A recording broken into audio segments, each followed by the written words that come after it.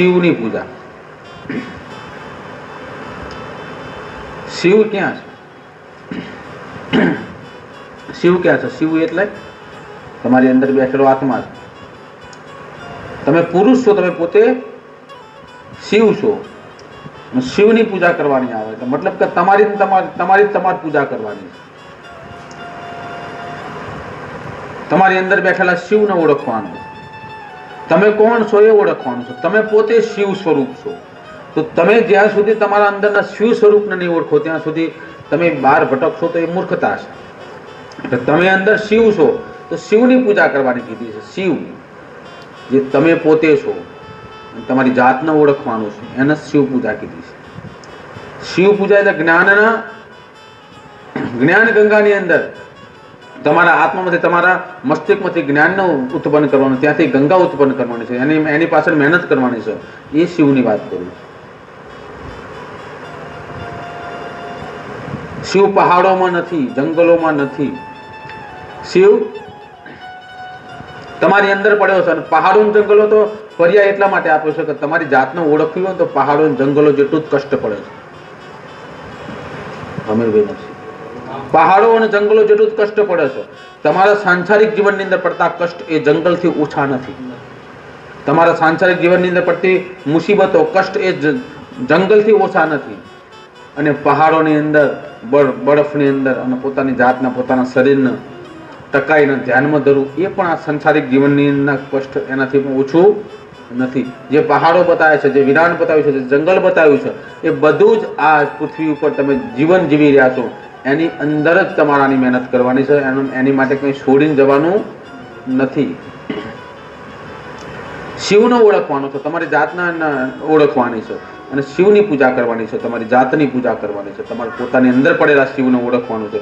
તો આ એનો પર્વ છે. પણ તમે શંકર ભગવાનના આગળ ધ્યાન ધરીને બેસી જાઓ છો અને શિવલિંગને તમે બિલીપત્ર ચડાવવા જાઓ છો, દૂધ ચડાવવા જાઓ છો. એ આસ્થાનો વિષય છે. પણ અંદર બેઠેલો શિવ છે ત્યાં સુધી એની હું ધ્યાન નહીં ધરું તો એ બધી જ વાત ખોટી. આખું 11 મહિના બધું જ કરવાનું ને 12મા મહિને શ્રાવણ મહિનો આવે એટલે શિવ ભક્ત બની જવાથી કોઈ ફાયદો થશે નહીં. અંતકરણથી તમે શિવ હોવા જોઈએ, શિવના ચરણોમાં આવો જોઈએ, અંતકરણથી તમે એને સમર્પિત હોવા જોઈએ. શિવ કોણ?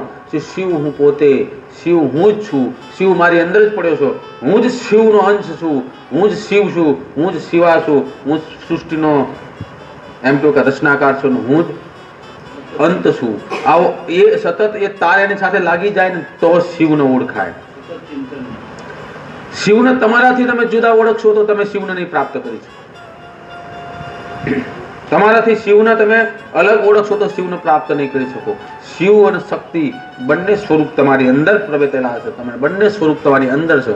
તમે જે શરીર છે, આત્મા છે, શિવ છે, અને એની અંદર જે તમે બોલો છો, ચાલો છો, હાલો છો, ફરો છો, જોવો છો, વિચારો છો, એ બધી શક્તિ છે. બંનેનું મિલન એટલે પૂર્ણ પુરુષ થાય. એનું નામ જ શિવા કીધું છે. એનું નામ જ શિવ છે. મહાપુરુષે શિવને ઓળખવાના ઘણા રસ્તા બતાવ્યા છે.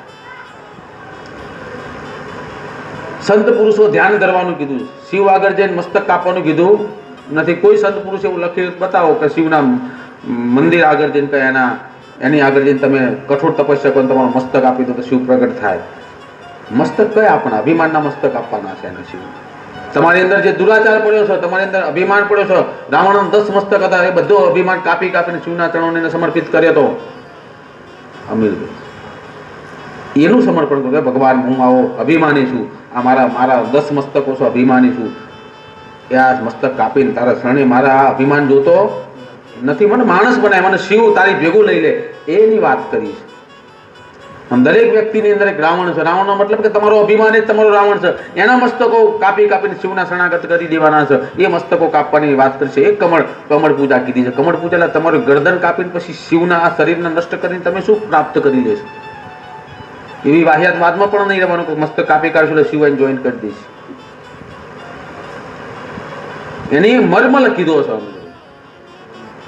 શિવની આગળ પૂજા કરવી એનો મર્મ કીધો છે કે સમર્પિત થઈ જવું. તમારી અંદર જે વિચારો પડ્યા છે, જે તમારો અભિમાન છે, જે તમે ખરેખર શાશ્વતતામાં તમે એને ઓળખ્યું નથી, તમે કોણ છો એ ઓળખી જવાય. ક્યારે ઓળખાય? કે તમે અભિમાન, માન, મોહ, મદ, લોભ, અભિમાન આ બધું શિવની આગળ સમર્પિત કરી લો, બધું છોડી દો. એટલે એનાથી મોટી શિવ પૂજા કોઈ નથી. પછી અંદરનો શિવ ઉત્પન્ન થાય, પછી અંદરનો શિવ ઉભો થાય, એને તમે શિવનો ઓળખો, એને પ્રગટ થયો કહેવાય. શિવ એટલે પૂર્ણ જ્ઞાન. શિવ એટલે પૂર્ણ જ્ઞાન છે, જ્ઞાનનો ભંડાર છે. શિવની જટામાંથી જ્ઞાનની ગંગા નીકળી હતી, એમ તમારી અંદરથી પણ જ્ઞાનની ગંગા નીકળે. એને શિવ કીધું, એને શિવ કીધું છે. શિવ માટે પહાડો ચડવાની અને હેરાન થવાની કોઈ જરૂર નથી. અંદર પડ્યો છે. આ સંસાર એ પહાડ સમાન જ છે, અને એની ચડાઈ કઈ કઠિન આમ ઓછી ખરી. તમારે આ સંસારમાં જીવો છો એ કેટલી ચડાઈ ઉતાર આવે. બદ્રીનાથ કેદારનાથ કરતા પણ વધારે આવે. હું તો કહું છું, બદ્રીનાથ કેદારનાથ તો તમે 15 દિવસમાં જઈને આવતા રહો, પણ આ જિંદગી આખી આની અંદર ચડાવ ઉતાર કરવાનો છે, અને આની અંદર ચડાવ ઉતાર કરીને શિવ સુધી પહોંચવાનું છે. આ જ શિવ કીધું છે. શિવની ઉપાસનાનો તમને મર્મ બતાવું તો શિવ ઉપાસના એટલે તમારી અંદર કામ, ક્રોધ, મદ, લોભ સમાપ્ત થઈ જાય ને પછી તમે શિવને પ્રાપ્ત થાવ છો, અને પછી સંતપણું આવે છે. પછી તમને દુનિયાનું ભાન થાય. એટલે શિવનો ઓળખો. શિવ કોણ છે? તમારી અંદર જ શિવ બેઠો છે. શક્તિ પણ તમારી અંદર જ. જે પૂજા અર્ચના કરો છો એ મનનો ભાવ છે, મનની સાંત્વના છે, અને એનો વિરોધ નથી, પણ એ કરવું પણ જરૂરી છે. પણ તમે એ કરો, એ ભલે કરો, પણ તમે અંદરથી તો જાગૃત હોવો જોઈએ કે હું મારે શું કરવાનું છે અને શિવ ક્યાં પડ્યો છે. એ તમારામાં જાગૃતતા હોવી જોઈએ. તમે સત્યની નજીકના સત્યને જાણનારા હોવા જોઈએ. તમે સત્યને ઓળખતા હોવા જોઈએ. તમે પૂર્ણ સત્ય જાણતા હોવા જોઈએ. ભૂત, ભવિષ્ય અને વર્તમાન ખબર હોય છતાં પણ તમારે ફોર્માલિટી કરવી પડતી હોય ને, એનું નામ જીવન છે. બધું જાણવા છતાં, હા, એનું નામ જંગલ. બધું જાણવા છતાં તમારે એનું ફક્ત એના અનુસરવાનું. બધું જ ખબર છે કે આ સાચું છે, આ ખોટું છે, આનો કાંઈ મતલબ નથી, છતાં પણ આ દુનિયા છે ને દુનિયાને રાજી રાખવા માટે આ કરવું પડશે. એને કહેવાય નસીબ. એને જંગલ કીધું છે, એના સમર્પિતતા કીધી છે કે બધું જ ખબર હોવા છતાં પણ ફોર્માલિટી કરવાની, સંસારને જીવી જાણવાનું.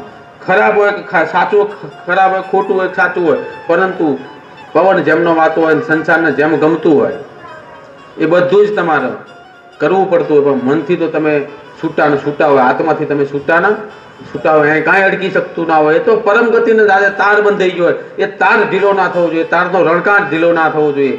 બાકી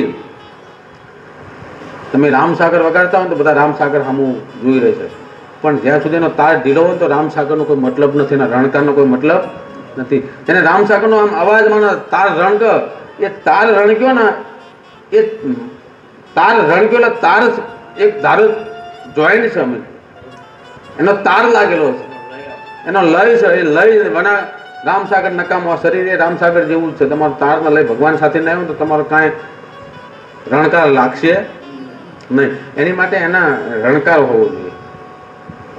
અને ગુરુપદ રહ્યું ને, જ્ઞાન આપવું અને રણકાર કહે છે રણકાર તમારી આંગળી ઉપર ને તમારા આત્મા ઉપર હોય છે. તમે ભજનની અંદર તલિંગ થઈ જાઓ, પછી તમારો આપમેળે તમારી આંગળી રામસાગર ઉપર ફરતી હોય અને રણકાર રણકતો હોય. એમ ભગવાનની અંદર તમે એક તાર થઈ જાઓ ને પછી તમારા આપમેળે સારા સૂર નીકળે, ખરાબ સૂર નીકળે નહીં. તમારે એક થઈ જવું પડે. રામ એટલે શિવની ઉપાસના કરવાની છે બધાએ. કયા શિવની? હજુ કીધું, તમારા પોતાની ઉપાસના.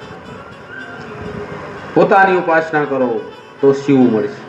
શું સાચું, શું ખરાબ, શું ખોટું, જે ખોટું છે એને છોડવાનો પ્રયત્ન કરો, અને છોડશો તો શિવની પૂજા થશે. તમે તો શિવને તમે પામી શકશો.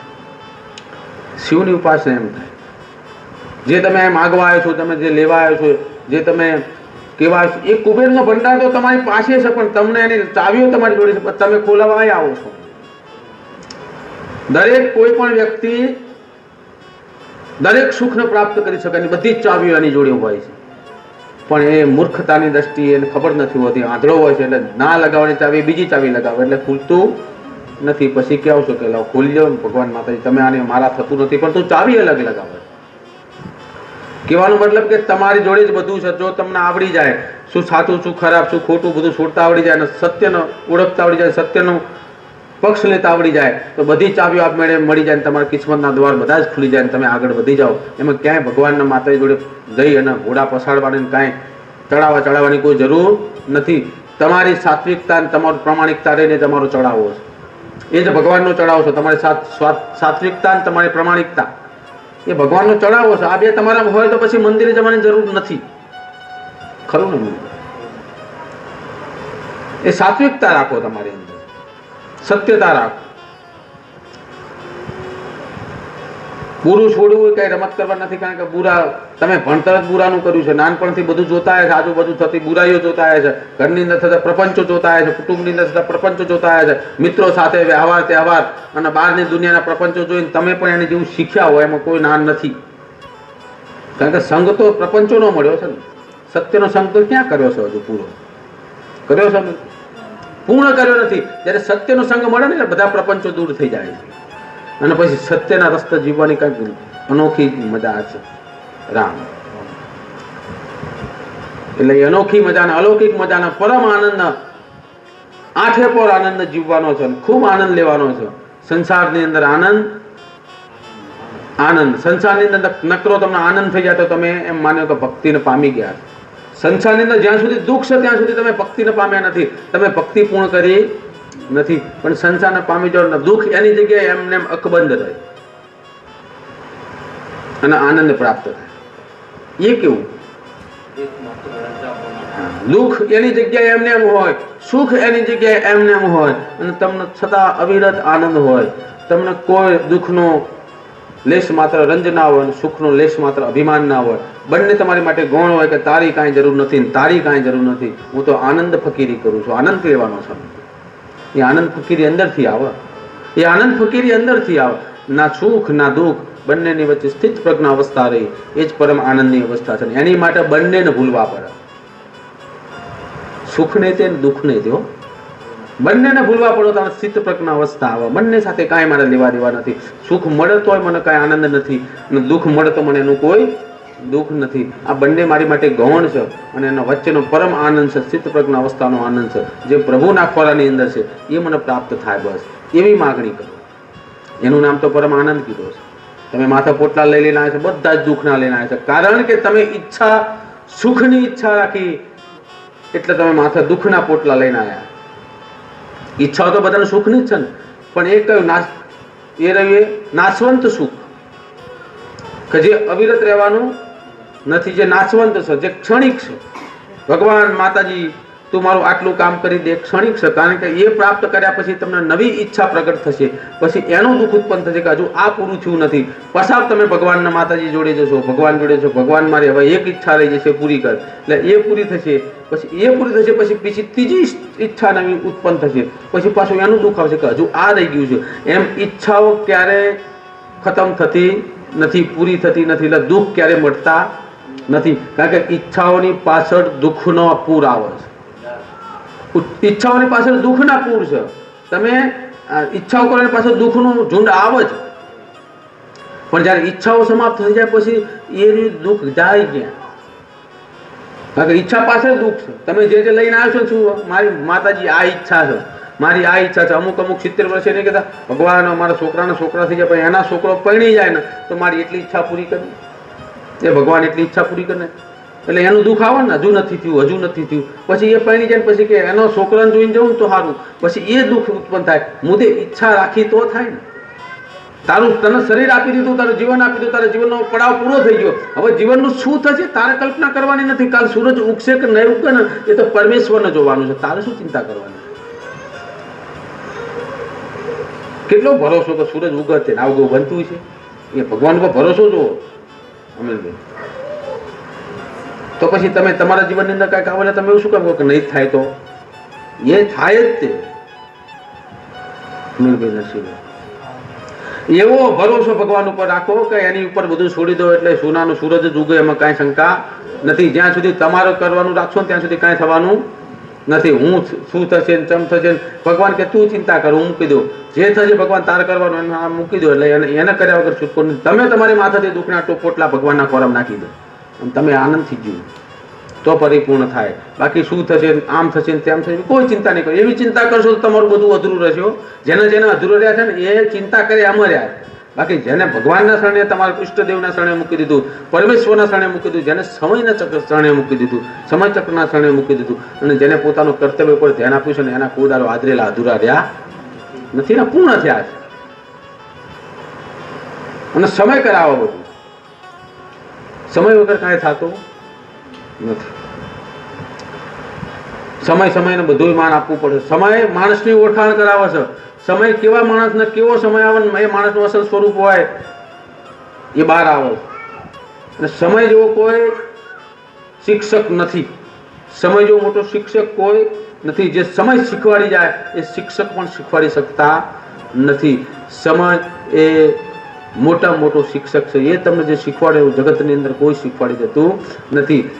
સમય રહે ભૂત ભવિષ્ય વર્તમાન ત્રણેયનું જ્ઞાન આપી જાય. એનું નામ તો સમય કીધું છે. એટલે સમયની સાથે ચાલવાનું, સમયની અંદરથી જ કંઈક પ્રાપ્ત થશે.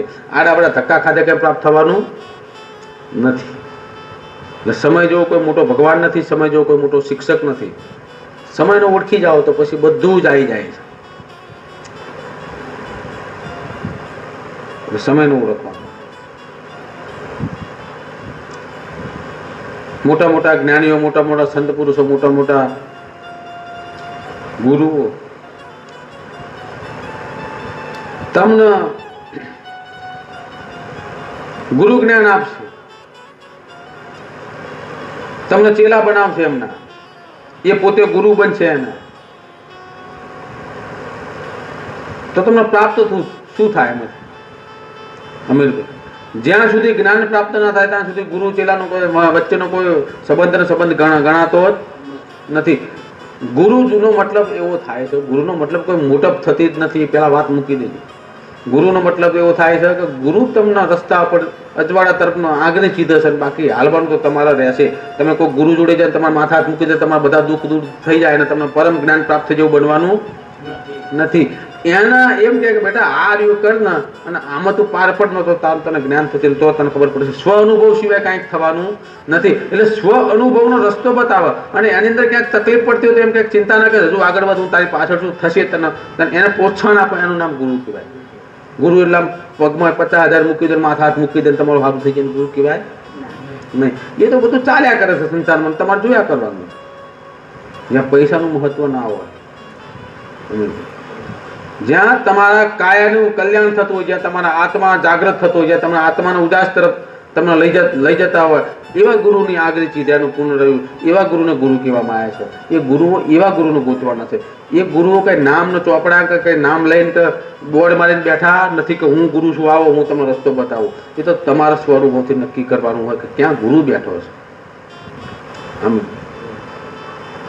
ક્યાં ગુરુ બેઠો છે એ તમારે નક્કી કરવાનું છે. ગુરુ એટલે પ્રચલિત નહીં કે મોટું નામ હોય, પ્રચલિત હોય, લાખો લોકો એની જોડે જતા હોય, એને ત્રણ સ્પર્શ કરવાથી આપણામાં જ્ઞાન આવી જશે. જેમ પેલો શું કહેવાય કે પથ્થર લોખંડ સોનું બનાવી દે, એવું કઈ બનવાનું પારસમણી જેને કહેવાય. પારસમણી એવું કઈ હજુ કોઈ જોયું નથી. એના સ્પર્શથી સોનું બને. સ્પર્શથી સોનું બનતું નથી. એના સંગથી બનાવેલું. એનો સંગ અડે, સંતનો સંગ અડે તો સંતના રસ્તા તરફ વળી શકો. સંતનો સંગ અડવો જોઈએ. તમે સંતનો સંગ કરો ને તમે તમારા ધંધા છોડો નહીં તો ખાલી બાપુ જોડે રહીને તમે કે ફલાણા બાપુ મારી ઓળખાણ એમ બનતું નથી. સંતનો સંગ કરવો પડે. સંતના સંગની અંદર તમને અંધારામાંથી ઉજાસ તરફ જવાનો રસ્તો મળી જાય ને તો તમારી કાયાનું કલ્યાણ થાય, તો તમને જ્ઞાન પ્રાપ્ત થાય. એટલે સંતનો સંગ કરવો પડે. ખાલી બાપુના તન સ્પર્શ કરવાથી કાંઈ થતું નથી. એના વિચારોને અનુસરવું પડે. એમ ગુરુપદ, ગુરુ જ્ઞાન, સત્ય જ્ઞાન અને શિવની પૂજાનો આજે મહિમા તમને કીધો હતો. અને એની પર તમારે બધાને હાલવાનું છે. રામ એવું શીખો તરીકે રજા.